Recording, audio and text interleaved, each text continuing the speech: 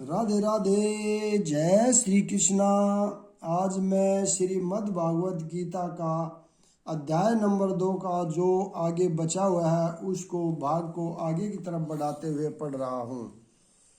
जिस प्रकार कछुआ अपने अंगों को संकुचित करके खोल के भीतर कर लेता है, उसी तरह जो मनुष्य अपनी इंद्रियों को इंद्रिय विषयों से सींच लेता है वह पूर्ण चेतना में दृढ़ता पूर्वक स्थित रहता है। किसी योगी भक्त या आत्म सिद्धि व्यक्ति की कसौटी यह है कि वह अपनी योजना के अनुसार इंद्रियों को वश में कर सके, किंतु अधिकांश व्यक्ति अपनी इंद्रियों के दास बने रहते हैं और इंद्रियों के ही कहने पर चलते हैं। यह है उत्तर इस प्रश्न का कि योगी किस प्रकार शिथित होता है। इंद्रियों की तुलना में विषले सर्पों से की गई है। वे अत्यंत स्वतंत्रता पूर्वक तथा बिना किसी नियंत्रण के कर्म करना चाहती हैं। योगी का भक्त को इन सर्पों को वश में करने के लिए एक सपेरे की भांति अत्यंत प्रबल होना चाहिए। वह उन्हें कभी भी कार्य करने की छूट नहीं देता। शास्त्रों में अनेक आदेश हैं, उनमें से कुछ करो तथा कुछ न करो से संबंध है। जब तक कोई इन करो या न करो का पालन नहीं कर पाता और इंद्रिय भोग पर संयम नहीं बरतता है, तब तक उसका कृष्ण भावनामृत में स्थित हो पाना असंभव है। यहाँ पर सर्वश्रेष्ठ उदाहरण कछुए का है। वह किसी भी समय अपने अंग समेट सकता है और पुनः विशिष्ट उद्देश्यों से उन्हें प्रकट कर सकता है।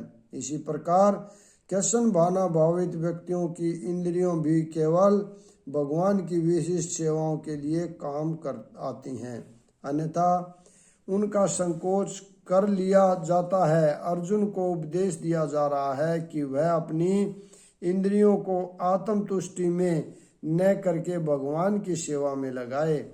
अपनी इंद्रियों को सदैव भगवान की सेवा में लगाए रखना कर्म द्वारा प्रस्तुत दृष्टांत के अनुरूप है। जो अपनी इंद्रियों को समेट रखता है, देहधारी जीव इंद्रिय भोग से भले ही निवृत्त हो जाए, पर उसमें इंद्रिय भोगों की इच्छा बनी रहती है। लेकिन उत्तम रस के अनुभव होने से ऐसे कार्यों को बंद करने पर वह भक्ति में स्थिर हो जाता है। जब तक कोई आध्यात्म को प्राप्त न हो तब तक इंद्रिय भोग से विरक्त होना असंभव है। विधि विधानों द्वारा इंद्रिय भोग को संयम करने की विधि वैसी है जैसे किसी रोगी के किसी भोज्य पदार्थ खाने पर प्रतिबंध लगाना, किंतु इससे रोगी की न तो भोजन के प्रति रुचि समाप्त होती है और न वह ऐसा प्रतिबंध लगाया जाना चाहता है।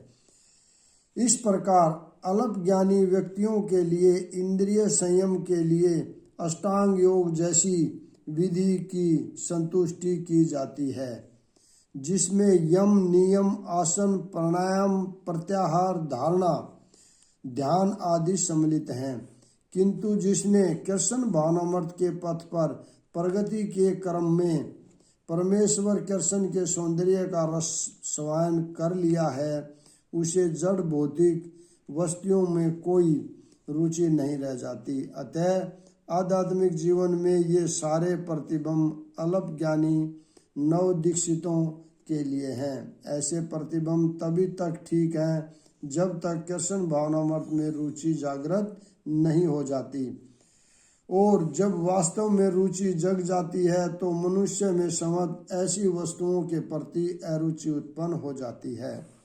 हे अर्जुन, इंद्रियां इतनी प्रबल तथा वेगवान हैं कि वे उस विवेकी पुरुष के मन को भी बलपूर्वक हर लेती हैं जो उन्हें वश में करने का प्रयत्न करता है। अनेक विद्वान, ऋषि, दार्शनिक तथा आध्यात्मिकवादी इंद्रियों को वश में करने का प्रयत्न करते हैं, किंतु उनमें से जड़ से बड़ा ही भी कभी कभी विचलित मन के कारण इंद्रिय भोग का लक्ष्य बन जाता है।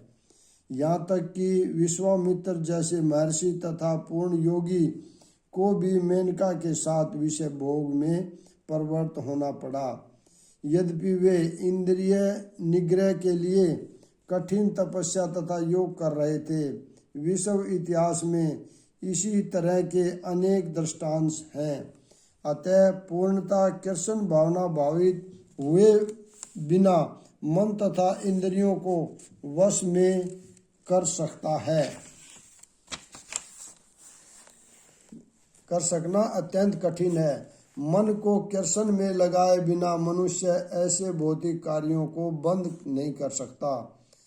परम साधु तथा भक्त यमुनाचार्य ने ऐसे व्यवहारिक उदाहरण प्रस्तुत किए हैं। वे कहते हैं, जब से मेरा मन भगवान कृष्ण में चरण बिंदों की सेवा में लग गया है और जब से मैं नित्य नव नीरस का अनुभव करता रहा हूँ, तब से स्त्री प्रसंग का विचार आते ही मेरा मन उधर से फिर जाता है और मैं ऐसे विचार पर थू थू करता हूँ। कृष्ण भावनामृत इतनी दिव्य सुंदर वस्तु है कि इसके प्रभाव से भौतिक भोग रवस सवस निरस हो जाता है।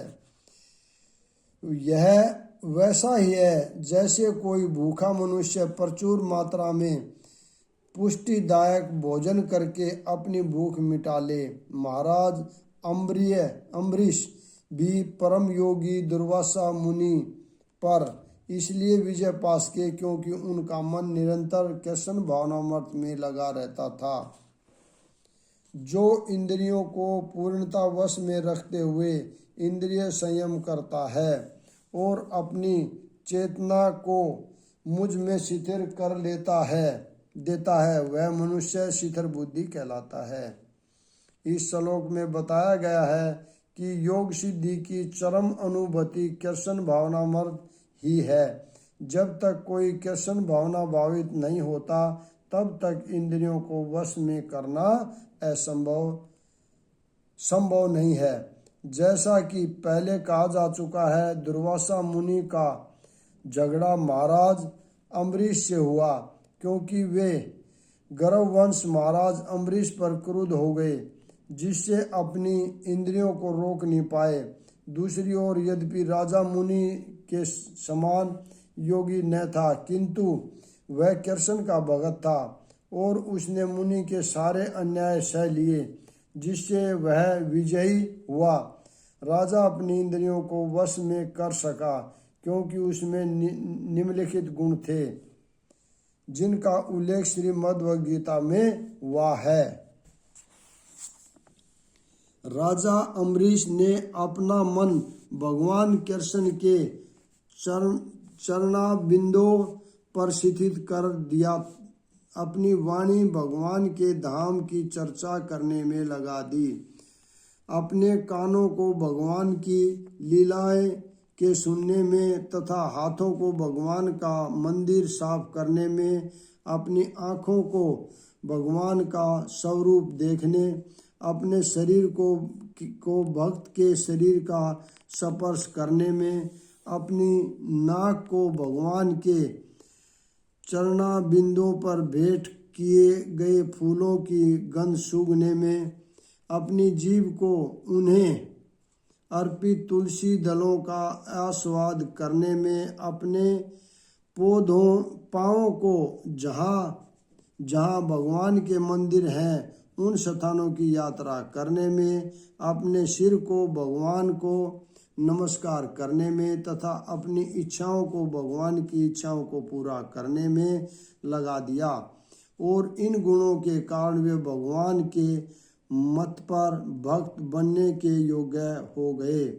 इस प्रसंग में मत पर शब्द अत्यंत सार्थक है, क्योंकि मत पर किस प्रकार हो सकता है, इसका वर्णन महाराजा अम्बरीश के जीवन में बताया गया है। मत पर परंपरा के महाराज महान विद्वान तथा आचार्यशील बलदेव विद्याभूषण का कहना है, मद बुद्धि प्रभाएन सर्वे इंद्रिय विजय पूर्विका स्वाद दुष्टिम दृष्टि सुलेभ्यति भाव। इंद्रियों को केवल कृष्ण की भक्ति के बल से वश में किया जा सकता है। कभी कभी अग्नि का भी उदाहरण दिया जाता है।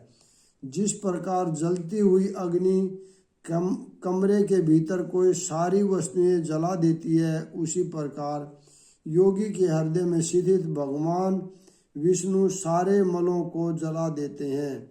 योग सूत्र भी विष्णु का ध्यान आवश्यक बताता है, शून्य का नहीं। तथा शक्ति तथा कथित योगी जो विष्णु पद को छोड़कर अन्य किसी वस्तु का ध्यान धरते हैं, वे केवल मृग मृचिकाओं की खोज में व्यर्था ही अपना समय गवाते हैं। हमें कृष्ण भावना भावित होना चाहिए, भगवान के प्रति अनुरक्त होना चाहिए। असली योग का यही उद्देश्य है।